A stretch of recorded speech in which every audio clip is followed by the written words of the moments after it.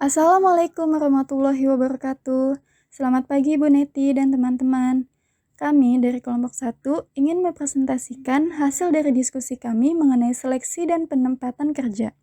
Sebelum masuk ke dalam materi, izinkan saya memperkenalkan anggota dari kelompok 1. Yang pertama ada saya sendiri Evi Dwi Ariyanti, yang kedua ada Sabrina Rahmantika, yang ketiga ada Salsabila Aldana, yang keempat ada Siti Rodiah, yang kelima ada Taskia Nazla, dan yang terakhir ada Yosa Afriani. Pada bagian pengantar, cukup banyak perusahaan di Indonesia yang menggunakan jasa para sarjana psikologi untuk melaksanakan pemeriksaan psikologis, atau secara populer dikenal sebagai psikotes, terhadap para calon tenaga kerja yang melamar untuk pekerjaan-pekerjaan tertentu, baik pekerjaan manajerial ataupun non-manajerial dalam rangka seleksi tenaga kerja. Pada umumnya, perusahaan-perusahaan ini memiliki kepercayaan yang cukup tinggi terhadap hasil dari pemeriksaan psikologis tersebut. Kepercayaan ini didasari oleh observasi sehari-hari mereka terhadap para tenaga kerja yang baru masuk ini. Di samping suara yang positif terdengar, juga suara yang tidak selaras. Pimpinan perusahaan menganggap bahwa seleksi dengan menggunakan tes-tes psikologis kurang tepat hasilnya. Pandangan dan pengalaman yang berbeda ini mungkin timbul karena adanya proses self-fulfilling prophecies pada pimpinan perusahaan. Selain untuk keperluan seleksi, pemeriksaan psikologis juga dilaksanakan dalam rangka penempatan kerja. Apa yang harus diperhatikan dan yang dapat dilakukan agar hasil pemeriksaan psikologis memberi bahan yang berarti bagi penempatan yang tepat dari tenaga kerja. Dalam pengertiannya, organisasi industri sebagai sistem terbuka secara terus-menerus berada dalam proses interaksi, suatu proses pertukaran dengan lingkungan dan sistem-sistem lainnya. Keluaran dari sistem ini diserap oleh lingkungan atau sistem lainnya. Sebaliknya, keluaran dari sistem lainnya diserap oleh sistem sebagai masukan. Dalam proses interaksi ini dipengaruhi oleh sistem lainnya. Pengaruh dari sistem lain dan ke sistem lain disaring oleh batas atau komponen rentangan batas dari sistem. Fungsi batas atau komponen rentang batas dari suatu sistem adalah yang pertama, memberikan suatu tingkat otonomi dan kebebasan tertentu kepada sistem. Yang kedua, menyaring dan mengendalikan masukan dan keluaran dari sistem komponen di atas dapat ditemukan pada tingkatan-tingkatan manajemen puncak, madya, dan bawah dari organisasi industri dalam hubungannya dengan lingkungan atau sistem lainnya. Dan yang terakhir yaitu yang ketiga, mereka dapat ditemukan beroperasi antara berbagai lapisan manajemen, bawah dengan manajemen madya, dan seterusnya. Seleksi dan penempatan merupakan fungsi batas atau fungsi dari komponen rentangan batas dari sistem. Dalam industri organisasi, terdapat 3 komponen. Yang pertama itu ada lingkungan atau subsistem 1, terdiri dari masukan dan pelamar atau tenaga kerja. Yang kedua, ada komponen batas dari sistem atau subsistem 2, terdiri dari proses seleksi serta penempatan. Yang ketiga, ada sistem atau subsistem 2, yang terdiri dari keluaran atau masukan serta tenaga kerja yang memenuhi syarat. Para calon tenaga kerja dinilai atau ditaksir sejauh mana mereka memiliki ciri-ciri pribadi yang dipersyaratkan, sejauh mana mereka memenuhi persyaratan yang ditentukan semula oleh perusahaan. Ciri-ciri pribadi dan persyaratan lainnya diukur oleh berbagai macam alat ukur, tes, kuesioner, wawancara, dan sebagainya. Berdasarkan hasil-hasil ukur, para calon ditaksir sejauh mana mereka akan berhasil dalam pekerjaan nanti kalau diterima. Calon-calon yang ditaksir berkemungkinan besar akan berhasil kelak dalam melakukan pekerjaan yang ditawarkan kepadanya. Selanjutnya ada sasaran seleksi. Sasaran seleksi adalah suatu rekomendasi atau suatu keputusan untuk menerima atau menolak seseorang calon pekerjaan tertentu berdasarkan suatu dugaan tentang kemungkinan-kemungkinan dari calon untuk menjadi tenaga kerja yang berhasil pada pekerjaannya. Tugas seleksi ialah menilai sebanyak mungkin calon untuk memilih seorang atau sejumlah orang yang paling memenuhi persyaratan pekerjaan yang telah ditetapkan semula. Sasaran penempatan adalah suatu rekomendasi atau keputusan untuk mendistribusikan para calon pekerjaan yang berbeda-beda berdasarkan suatu dugaan tentang kemungkinan-kemungkinan dari calon untuk berhasil pada setiap pekerjaan yang berbeda. Tugas dari penempatan adalah untuk menilai para calon dan untuk mencocokkan kualifikasi mereka dengan persyaratan yang telah ditetapkan semula dari setiap pekerjaan. Pada seleksi ini, sejumlah calon dinilai sejauh mana kesesuaian mereka dengan satu pekerjaan. Pada penempatan, setiap calon dinilai derajat kesesuaiannya untuk sejumlah pekerjaan yang berbeda-beda. Dari sejumlah calon, dipilih sejumlah orang yang dinilai secara keseluruhan paling sesuai untuk pekerjaan-pekerjaan yang berbeda-beda yang tersedia. Jenis-jenis tes penerimaan 1. Tes psikologi yaitu peralatan tes yang mengukur atau menguji kepribadian, temperamen, bakat, minat, kecerdasan, keinginan berprestasi, terdiri dari 1. Tes kecerdasan atau intelligence test, menguji kemampuan mental pelamar dalam hal daya pikir secara menyeluruh dan logis. 2. Tes kepribadian atau personality test, yaitu kesediaan bekerja sama, sifat kepemimpinan, dan lain-lain. 3. Ada tes bakat atau aptitude test, yaitu kemampuan potensial yang dapat dikembangkan. 4. Tes minat atau interest test, mengukur antusiasme terhadap sesuatu jenis pekerjaan. 5. Ada tes prestasi atau achievement test, mengukur kemampuan pelamar sekarang. Lalu ada jenis-jenis penerimaan tes. 2. 1. Tes pengetahuan atau knowledge test, yaitu bentuk tes yang menguji informasi atau pengetahuan yang dimiliki para pelamar sesuai kebutuhan dalam pelaksanaan pekerjaan. 2. Performance test, yaitu mengukur kemampuan pelamar untuk melaksanakan pekerjaan yang akan dipegang. Misalnya, tes mengetik bagi calon pengetik. Perbedaan individual. Organisasi termasuk organisasi industri terdiri dari sejumlah anggota yang memberikan sumbangan mereka masing-masing kepada upaya mencapai tujuan organisasi melalui kedudukan dan peran mereka dalam organisasi. Berkembangnya organisasi. Dalam proses perkembangannya dapat kita saksikan berlangsungnya diferensiasi atau pecahnya satu pekerjaan menjadi berbagai macam pekerjaan.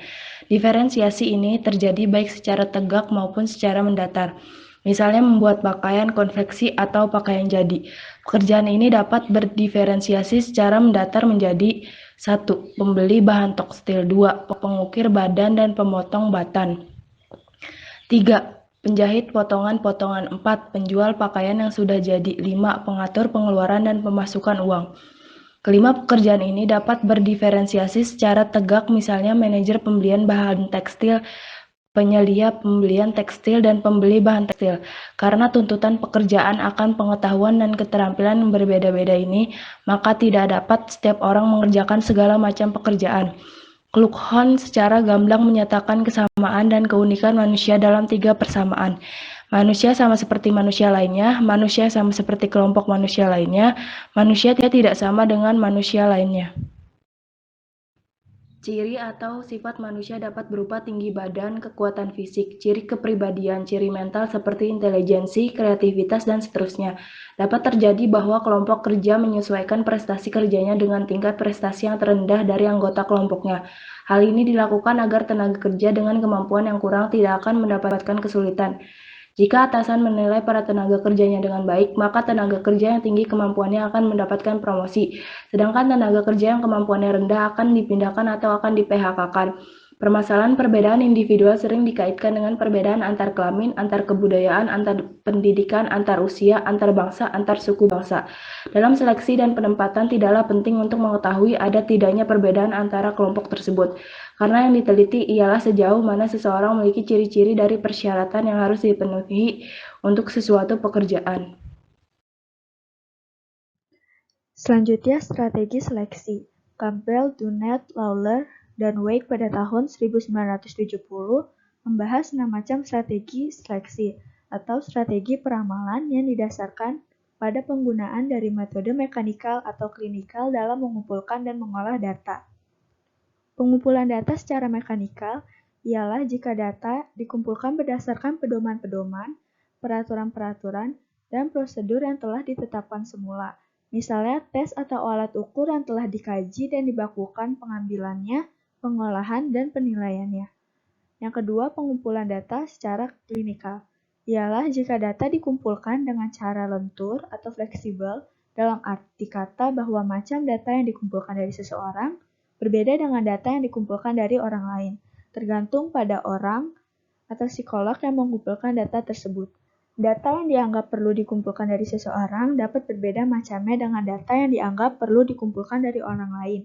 Misalnya, pada wawancara seleksi dengan A, dirasakan perlu mengetahui lebih dalam tentang hubungan antara anggota keluarga, karena diduga berpengaruh besar pada prestasi kerjanya kelak. Sedangkan pada wawancara dengan B, dirasakan lebih penting mengetahui lebih banyak tentang prestasinya waktu di sekolah menengah. Uraian singkat dari setiap strategi. Yang pertama, interpretasi profil. Data yang dikumpulkan dan diolah secara klinikal oleh seorang ahli klinik tanpa mengadakan wawancara dan mengobservasi calon. Menafsirkan pola dari skor-skor yang diperoleh dari perangkat tes.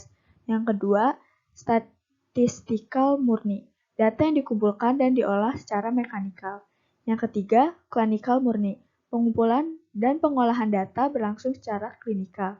Seorang ahli klinik mendasarkan peramalannya pada wawancara atau observasi perilaku tanpa menggunakan informasi objektif. Yang keempat, pengharkatan perilaku. Pengumpulan data dilakukan dengan cara klinikal, sedangkan pengolahannya dilakukan secara mekanikal. Yang kelima, gabungan klinikal. Pengumpulan data dilakukan secara mekanikal dan klinikal, sedangkan pengolahannya secara klinikal, untuk mengembangkan satu wawasan dan peramalan-peramalan perilaku tentang seorang calon. Yang keenam, gabungan mekanikal. Data dikumpulkan secara mekanikal dan klinikal, sedangkan pengolahan datanya dilakukan secara mekanikal. Penggunaan dari aturan-aturan yang telah diterapkan semula untuk mendapatkan peramalan-peramalan perilaku final dari semua data yang tersedia. Berakibat penjualan yang efektif dalam situasi tertentu, berakibat penjualan yang tidak efektif dalam situasi yang lain. Ada kemungkinan yang lain yang diperlihatkan pada gambar 2.6. Perilaku-perilaku yang sama dapat diramalkan oleh pola-pola interaksi yang berbeda-beda antara kelompok-kelompok, peramal-peramal, dan individu. Perilaku-perilaku efektif dapat diramalkan oleh battery test A untuk kelompok individu tertentu, kelompok 9, sedangkan untuk kelompok individu lain, kelompok 1Y, battery test B meramalkan perilaku efektif yang sama. Kemungkinan yang terakhir ini diperlihatkan dalam studi dari Hobart dan Dunnett pada tahun 1967, di mana 443 manajer dari Standard Oil Company of New Jersey dijadikan contoh atau sampel. Berdasarkan seperangkat peranak standar tes battery, mereka memperoleh 4 kelompok, yaitu kelompok-kelompok positive hits, negative hits, positive missers, dan negative missers. Untuk kelompok-kelompok yang terakhir ini, yang salah ramalannya, mereka kembangkan seperangkat peramal yang baru untuk dinamakan tes-tes moderator. Dengan demikian, koefisien keabsahan yang diungkapkan melalui korelasi potensi biserial meningkatkan dari 65 menjadi 73 menurut Hobart dan Dunnett pada tahun 1967 pada halaman 59. Dalam studi di atas, Hobart dan Dunnett mempergunakan kriteria gabungan composite kriteria dari keberhasilan yang terdiri atas 3 ukuran kriteria, yaitu taraf kedudukan atau position level, 2 ada efektivitas manajerial yang dinilai rated managerial effectiveness, dan riwayat pengajiannya atau salary history. Lalu ada masalah utama untuk mempergunakan model ini untuk Indonesia adalah besarnya contoh atau sampel size yang diperlukan. Mungkin sulit kali untuk menemukan perusahaan di Indonesia yang menemukan perusahaan yang mempunyai beberapa ratus manajer yang cukup untuk melaksanakan riset semacam di atas. Yang ketujuh, ada pusat-pusat penaksiran atau assessment centers. Kajian dari Bell System Management Proses pada Amerika Telephone dan Telegraph Company AT&T merupakan penerapan. Sekian, terima kasih. Wassalamualaikum warahmatullahi wabarakatuh. Mohon maaf jika ada salah kata.